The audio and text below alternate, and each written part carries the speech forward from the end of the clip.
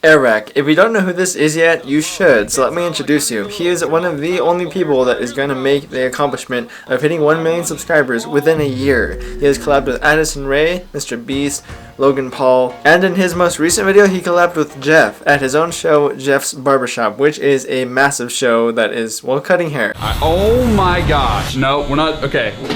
Okay, stay there for a second. You just need to, come here. I don't understand. But he's so new to YouTube. How do you just barely start making videos and just skyrocket in views and subscribers like he has? Airrack has a certain personality and there's a certain threshold of content where he just dives into these kinds of videos that are kind of out of reach to most of what we could do as normal people.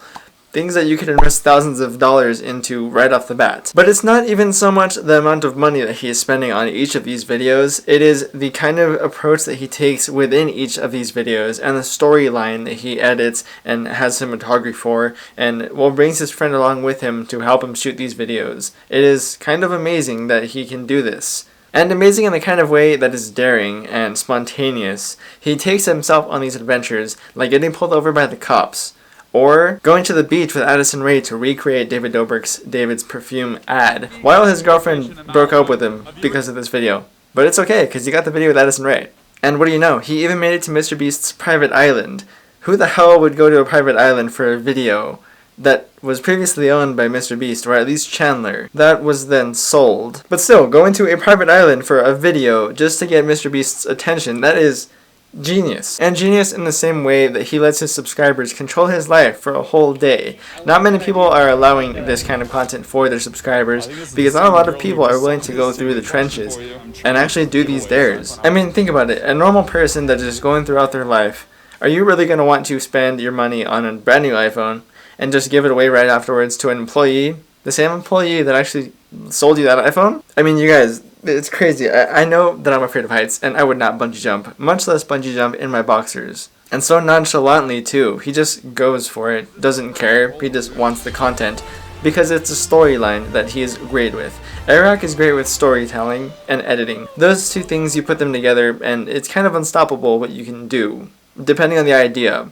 He has great ideas, and he executes the great storyline for them. And sure, the cinematography is pretty great, their compositions are nice, but you can always just pick up a camera and hold it towards whatever you're filming. You don't necessarily need to have this perfect movie cinematography to tell a story. But what you do need to be able to do is, first of all, have these amazing ideas, because you can always have an idea, but it depends on what kind of idea it is. Are people going to want to watch that idea in the first place? And if they're not, then you can pretty much trash that video if you want people to watch the video. But the fascinating thing is, if it is a great idea, if people will want to watch this video, they have interest in it, and it is a great idea that you can execute on, depending on how much money you want to spend, and Airrack is spending thousands, well, then you can go for it. I am going to use a 100-ton crane to sneak a $100,000 yacht into Logan Paul's backyard pool. But do you have the talent and what it takes to be able to tell the story and execute these events that he has taken himself through? I mean, seriously, the Hollywood sign.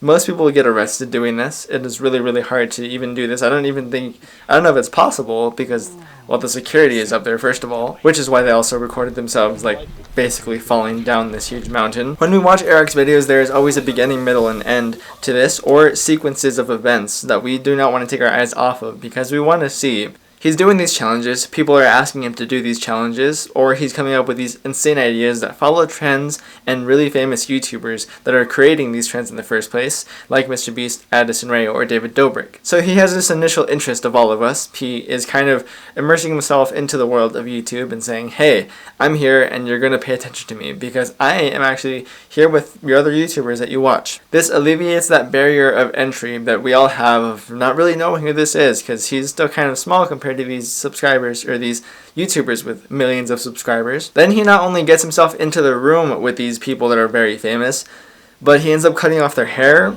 and creating this insane storyline of having it in a plastic bag, going back in time, and then doing it all over again. Airrack is gaining the respect of these people because he is just going for these video ideas, and these people see how much he's investing into these ideas themselves, of the storylines and the money. Like, you can't just throw money at a video and expect it to pop off. You really need to know how to execute on that video and show the subscribers what they want to see. The beginning, middle, and end of what you're just telling them you're going to do, how you're doing it, and the result of that. Because if you don't execute on what they see in a thumbnail, that's the clickbait that we all hate. And Airrack does not clickbait at all. He clickbaits, but in the best way possible, like MrBeast does. It is this and this exactly.